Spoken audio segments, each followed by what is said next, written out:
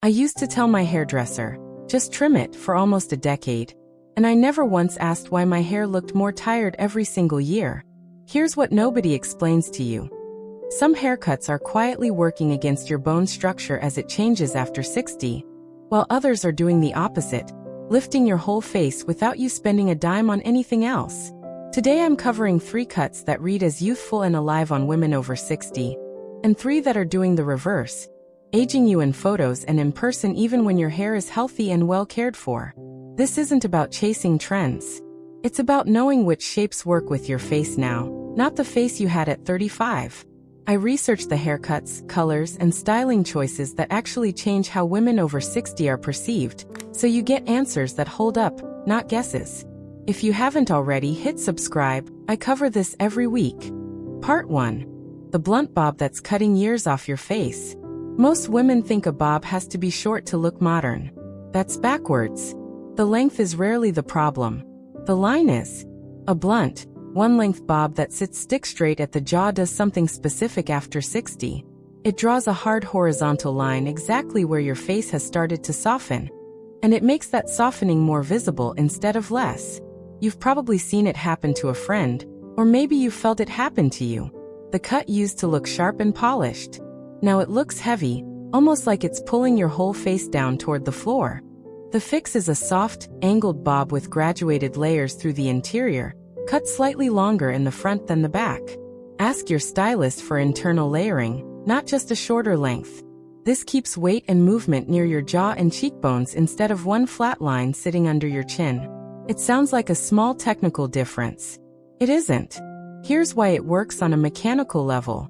As we age, the jaw softens and the face narrows slightly at the temples. A single blunt line has nothing to interact with. It just sits there, static, drawing attention to exactly the area you'd rather soften. Graduated layers create movement around the jaw instead of a hard stop. Movement reads as youth. Stillness reads as heaviness, even on beautifully healthy hair. The first time I saw this fix done properly, a woman I'd been talking to for weeks came back from her appointment, and I almost didn't recognize her walking in. Same hair color, same length roughly, but her whole face looked lifted, like someone had turned the lights up. That's the snapback moment stylists don't always explain to clients. You're not adding volume, you're changing where the eye lands first. When you sit down for this cut, say these exact words. Soft graduated layers through the interior, face framing pieces left slightly longer at the front. That phrasing matters because layers alone can mean almost anything to different stylists. Being specific gets you the shape you actually want instead of a version that's technically layered but still reads flat from across a room. What changes once this is done isn't subtle. In photos, the jawline softens instead of sharpening into a shelf. In person, people tend to comment on your hair looking lighter or fresher, even though the length barely moved. That's the layering doing quiet work you don't have to think about every morning. Before, a stick straight, one-length bob sitting heavy at the jaw, drawing a hard horizontal line across the lower face. After, a softly angled, internally layered bob with face framing pieces, movement replacing that flat line entirely. There's a second cut almost as common as the blunt bob, and it's just as sneaky, because it's usually recommended as the safe, low-maintenance option. Part 2. The Pixie mistake and the cut that fixes it. There's a version of the Pixie cut that gets recommended to almost every woman over 60, and it's often the wrong one. It's the overly cropped, tight to the scalp Pixie with barely any length left on top. This cut can be striking on the right face, but on most women past 60 it does something unexpected. Without enough length on top to create height and shape, the eye goes straight to the scalp and the shape of the skull instead of the face. It can read severe rather than elegant, especially under regular indoor lighting where shadows sit differently than they used to. The fix is a longer, textured Pixie with extra length left through the crown, styled with a slight side sweep instead of pushed straight back.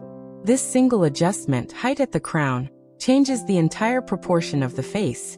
It lifts everything upward and outward instead of flattening down toward the scalp. Ask specifically for a textured Pixie with lift at the crown and a longer fringe you can sweep to the side. That fringe is doing more work than people realize. It softens the forehead line and gives you something to frame your eyes with, which a scalp close cut simply can't offer. I heard from a woman who'd worn the same cropped Pixie for 6 years because a stylist told her once it suited her face. When she finally asked for length through the crown, she said the change wasn't dramatic in the mirror at first glance, but in her next set of photos, her whole expression looked more awake. That's the tell. This fix shows up in photographs before it shows up in the mirror, because photographs flatten shadow and reveal proportion in a way your own reflection doesn't. There's a second fix worth covering in this same part, because it solves a problem that shows up constantly in women with fine or thinning hair specifically. The overlayered shag that was cut with too many short, choppy layers stacked on top of each other. This one is popular because it promises volume, but on genuinely fine hair, too many short layers do the opposite of what's intended. Each layer is too thin to hold its own weight, so instead of looking full, the ends look wispy and separated, almost like the hair is thinning even when it isn't. The fix here is fewer, longer layers with more weight left in, sometimes called a modern shag with weight retention. Ask your stylist to leave more length in the underlayers and only add movement at the very ends.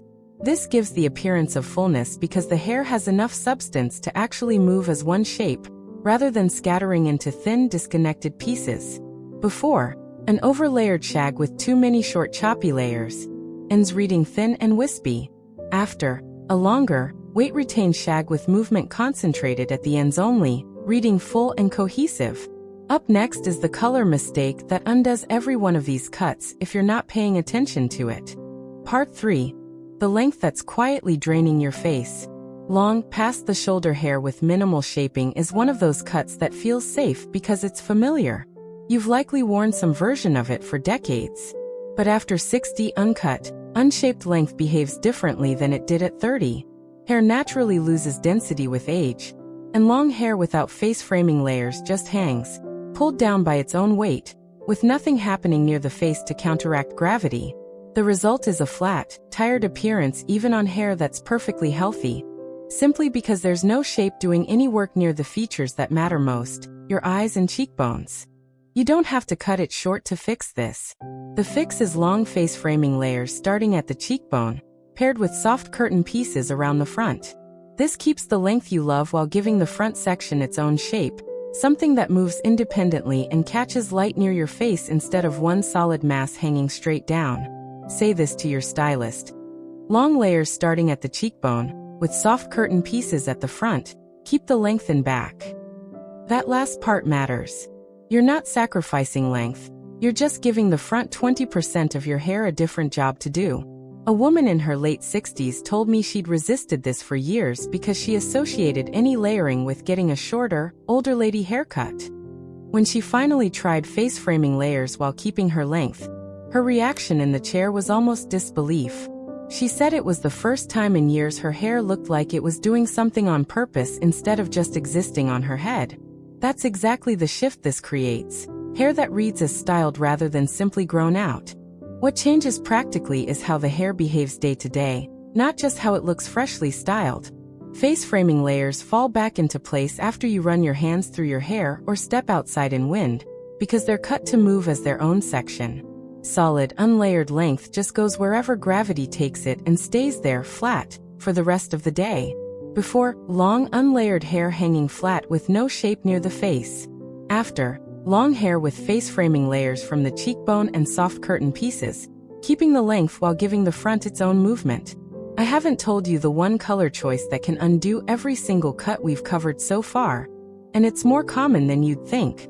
Part 4. The fringe mistake that's sneaking in everywhere.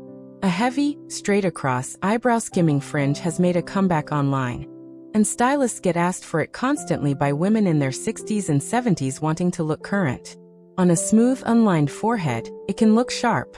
On a face with natural texture and expression lines, a hard straight line does something almost nobody expects. It isolates the forehead from the rest of the face, and makes the line itself the first thing anyone notices. Instead of framing your eyes, a heavy blunt fringe competes with them. It sits like a separate object rather than blending into the rest of your style, and it tends to draw the eye upward to a single horizontal line instead of across your whole face. The fix is a soft, side-swept, wispy fringe that's longer through the center and shorter toward the temples, Blend it into the rest of the style rather than cut as one separate block. This kind of fringe moves with your hair instead of sitting as a flat panel across your forehead, and the graduated length means there's no single hard line for the eye to catch on. Ask for a soft side-swept fringe, longer in the center, blended into the layers, not cut straight across. Blended is the key word. It tells your stylist to connect the fringe visually to the rest of your cut, instead of treating it as its own separate piece. The change this makes is almost entirely about softness. A blended, side-swept fringe drapes slightly over the brow bone, and moves when you turn your head, which keeps attention moving across your whole face instead of parking on one straight line. Women who make this switch often say the biggest difference isn't how young they look, it's how approachable and warm their expression reads in casual photos, the kind taken at dinner or on a walk, not posed portraits. Here's the part most people miss entirely. A blended fringe also gives you more styling flexibility day to day. You can sweep it fully to the side for a more polished look, or let it fall softly forward for something more relaxed. And both versions look intentional.